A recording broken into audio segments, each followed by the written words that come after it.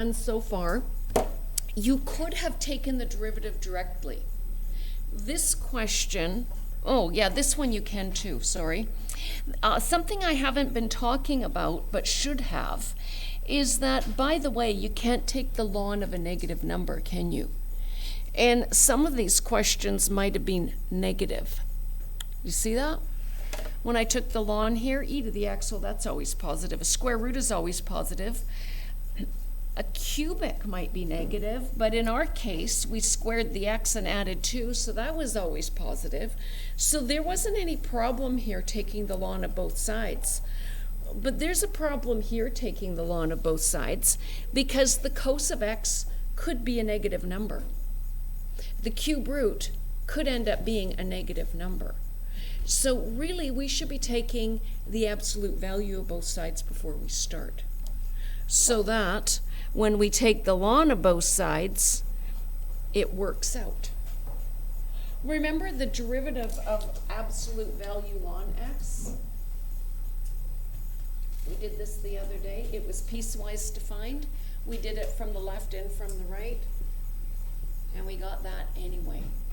So at the end, it doesn't really matter, but technically in the process, it has to be an absolute value.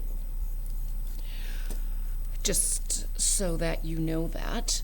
Okay, so then we would be taking the ln of absolute value y, and we would be taking the ln of the absolute value of x, cos x over x squared minus 1, all to the 1/3.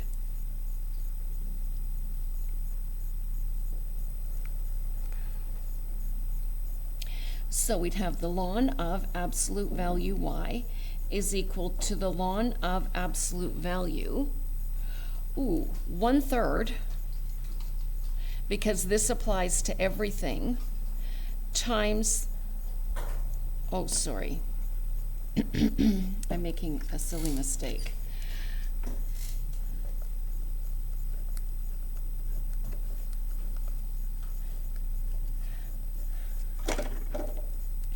It would be, sorry, the exponent comes down in front, 1/3 ln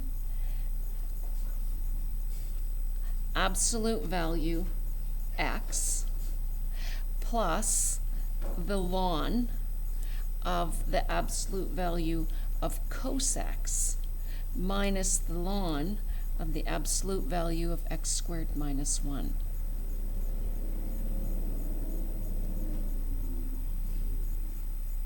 But because this 1/3 exponent is on the outside of these brackets, we were taking the cube root of the entire expression, this 1/3 has to come in front.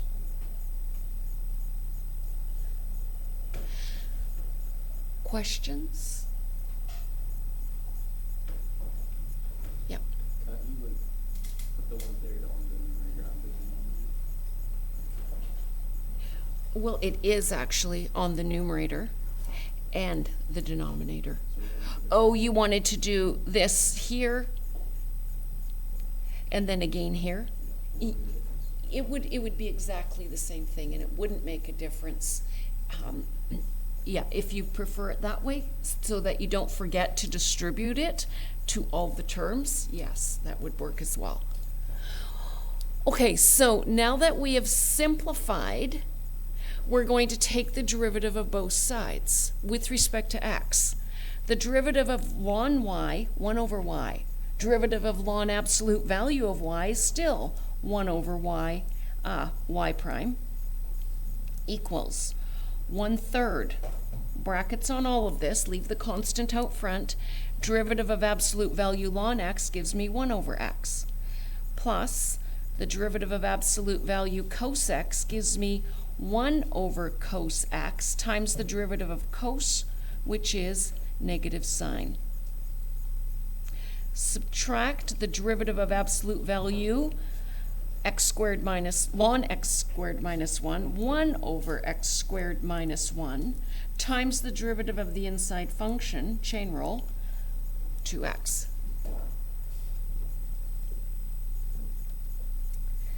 So solving this for y prime, we multiply both sides by y, and I've got this cube root of x cos x over x squared minus 1 times 1/3 times 1 over x, subtract sine over cos, I guess that's subtract tan, minus 2x over x squared minus 1. And really, I guess I could have put the 1/3 out front there. I just ran out of space.